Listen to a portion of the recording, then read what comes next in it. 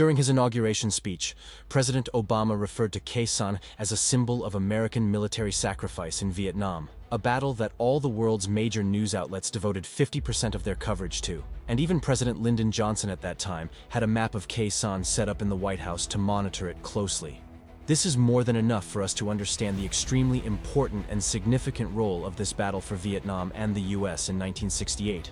However, to better understand why the 1968 Battle of Khe Sanh was so world-shaking, we might need to revisit the reasons why American troops were in South Vietnam since the earth-shattering battle at Dien Bien Phu. Vietnam was at the negotiating table at the Geneva Conference to sign a temporary agreement to divide the country into two regions across the 17th parallel.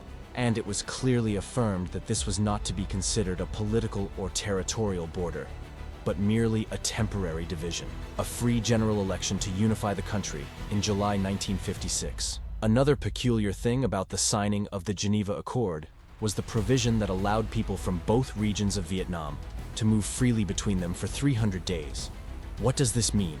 And why did the US insist on including this in the agreement for Vietnam? Simply put, it was firstly to prove to the world that most people in North Vietnam wanted to escape, to flee the regime, and more profoundly, such migration would provide the South with a force of highly skilled military personnel, effectively becoming their agents. The question arises, why did so many people from North Vietnam migrate to South Vietnam?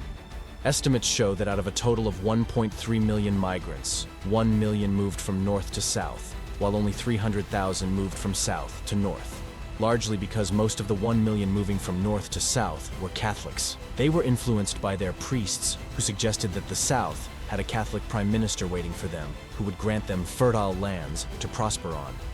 This was not a war fought with guns, but was far more dangerous because it was psychological warfare.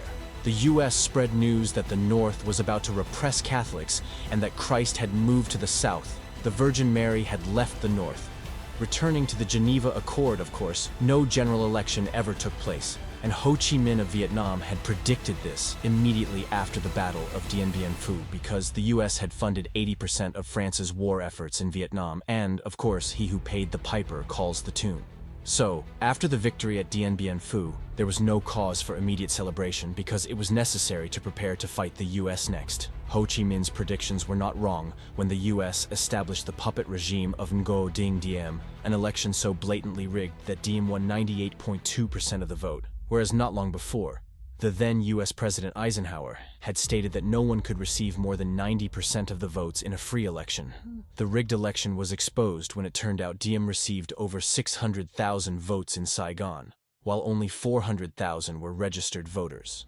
This was also exactly why no unifying general election between the North and South took place in 1956, because the regime of Ngo Dinh Diem was certain that the victory would belong to the government of the Republic of Vietnam, under the leadership of President Ho Chi Minh, because at that time, the credibility of Ho Chi Minh and the government of the Democratic Republic of Vietnam was very high, popular among the people, and it just won a resounding victory at Dien Bien Phu.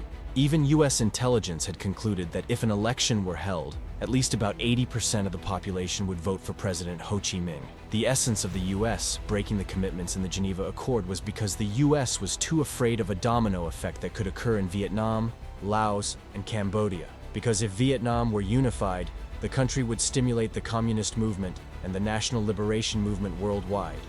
That is why the US wanted to build a dam to block the spread of communism, and this dam was called the 17th parallel.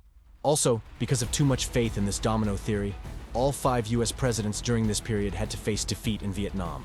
The brilliant minds of America had come up with all sorts of strategies, from special warfare to local warfare, and then Vietnamesing the war, but all were ultimately completely defeated.